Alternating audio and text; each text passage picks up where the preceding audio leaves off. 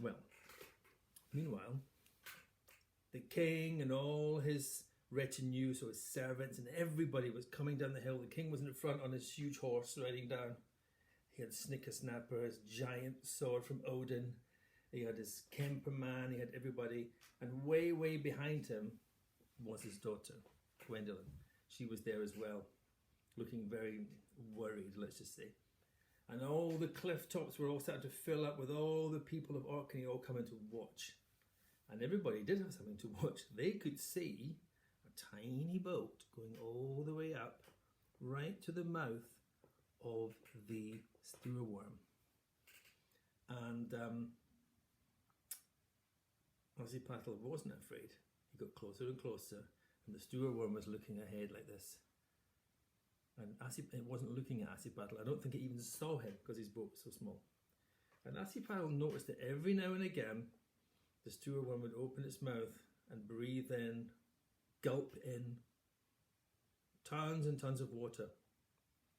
And the water would go in and it would come out the side of its head, like the gills, because it had gills like a fish. You know, these things on the side of a fish's head. Instead of lungs, they have the gills where they can take the oxygen from water.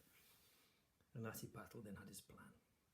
He set his sail straight for the creature's mouth. And the next time it opened its mouth, Assipattle and the king's little boat was sucked in into the mouth, over the tongue, down the throat, into the tummy, in there with all the things it had eaten, further and further into its body. He discovered different things. And finally the boat hit what was like land. And Assipattle got out of the boat and he had his pot with him and with the burning coal inside. And he pretty quickly realised that he was standing on the creature's liver. Now, liver is a huge organ inside your body. You know, you've got a heart and lungs and a tummy and all these things inside you. Well, you've also got a liver that does various things in your body. And the thing about livers is they can get very oily and very fatty. And oil and fat burns really, really well. Okay? Assipattle took out his knife. He cut a big slit in the liver. And at that, the creature's eyes got much bigger and it started to look around. It realised something was not quite right inside it. And then Assipattle took the burning coal and he poured it. And it rolled out of the pot into the slit that he cut in the liver. And the whole thing immediately started to burn with a tremendous heat.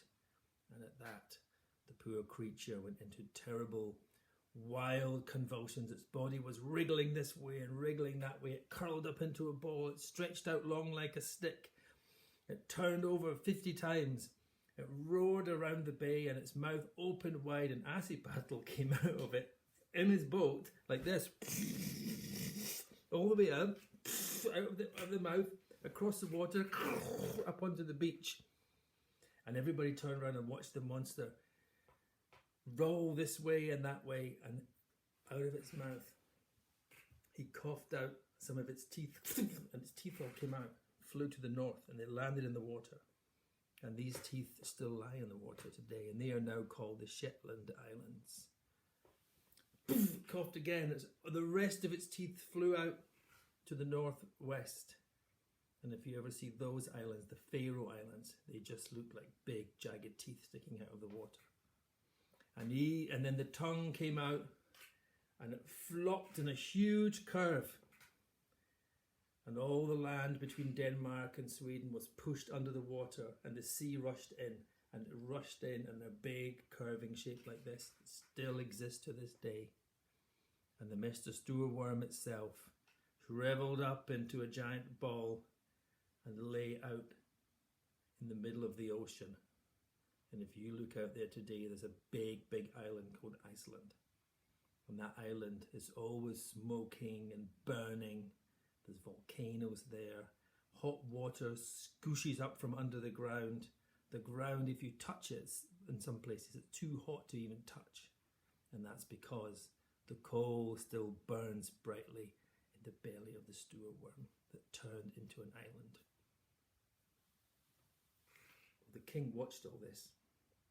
And of course he was overjoyed. and he took off Snickersnapper and he gave it to Assipattle in front of everybody. And Assipattle's family were like, what? They couldn't believe it because he'd been saying all along he was going to do those things, and he did it. And Assipattle took it, and he was told the kingdom would be his. And they all rode back up to the castle to celebrate.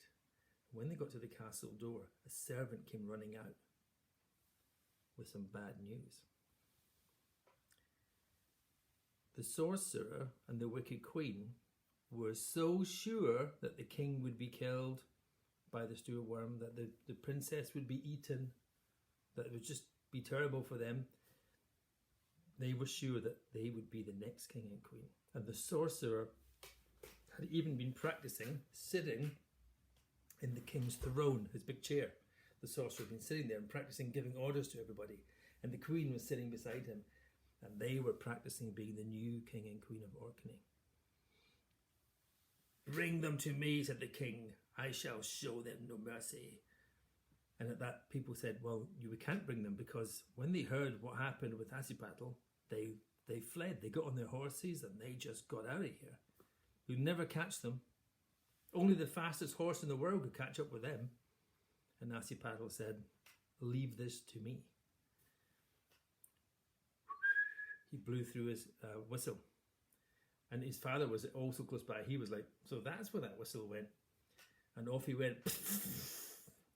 And it wasn't long before he caught up with the pair of them, the evil queen and the sorcerer, trying to get away. And they jumped down from their horses, and the sorcerer walked up to Assipattle. Ya boy, you've got no chance against me. I am a sorcerer with magic powers. You're just a wee boy. And it was true, the sorcerer was surrounded by an invisible bubble. It was like a magical shield that he knew no weapon, no normal weapon, could penetrate, could get through. But what did Assipattle have? He had a sword that was made by Odin, the god of the olden days. And the sorcerer stood there. Try your best. You've no chance against me, laddie. And it was so easy for Assipattle to cut him down with his sword. When the queen saw this, she knew it was over. She was allowed herself to be brought all the way back to the castle. And actually her punishment was to be locked to the highest tower for the rest of her life. Meanwhile, surprise, surprise, Assipattle inherited the whole kingdom of Orkney, the sword, and he married the princess. And they all lived happily ever after. I hope you enjoyed this story.